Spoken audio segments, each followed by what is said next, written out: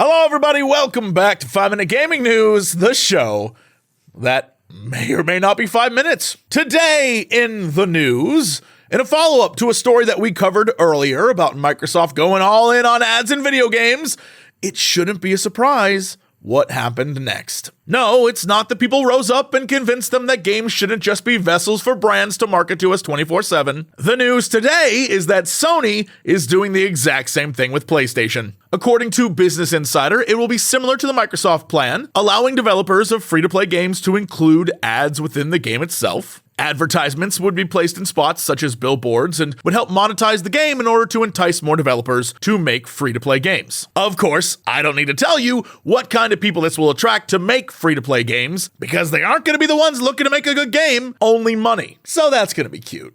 When asked to comment, Sony at this time had none.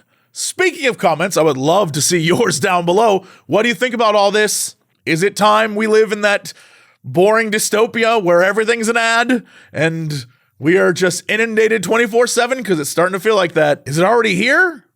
What do you think? In other news, last year we got our first look at the new Saints Row. And at the time, honestly, I was like, meh. However, yesterday we got another deeper look at all the customization that can go into the game's characters and world and cars and whatever. And honestly, kind of what I want. In a pretty in-depth video for the new Saints Row, we got to see all the new features of the customization system for the game. And if that's anything to go on, my worries of them rebooting it as sort of like a gritty, down-to-earth, real-world thing are definitely gone. All the wacky things Saints Row was known for are definitely present. You can customize your character in a ton of different ways. You can even mess with the symmetry of the face. Hell, you can even look like an elf or just become a galaxy man. Yes, I said that right. A galaxy man. You basically can just mess around with all aspects of the character, which was honestly one of my favorite parts of playing the original Saints Row games with Crendor, is because I would just make a dude in a bathrobe and he would be whatever the hell he would be. Outside of body customization, there were like 80 vehicles to mess with, a ton of weapons, and all sorts of other goofs to make. I'm actually pretty hype about what I saw. It looks like this game is capturing all the things that made the franchise fun to begin with. And honestly, I'm here for it. I want more of it.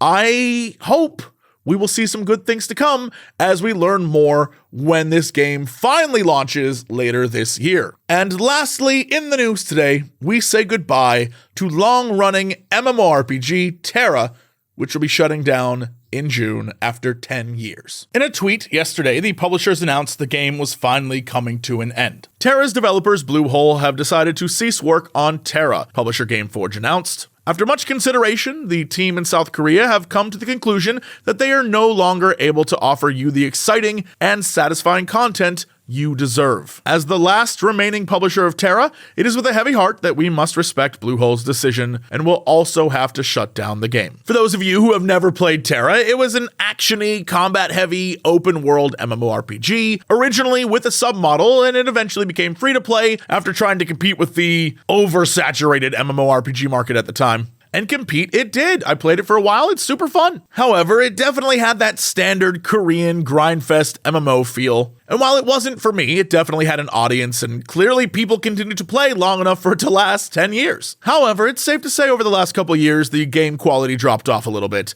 In a review from 2020 over on MMO Byte, they talk about the game and how it just isn't what it used to be. And honestly, it explains a lot. Link down below if you want to read it. But yeah, it finally has come to an end, and honestly, everything comes to an end, especially a live service platform. Eventually, they will all end, even if some go on for 20-some years. But yeah, I think 10 years, it's pretty impressive. They should be very proud of themselves. Speaking of impressive, that's where we're going.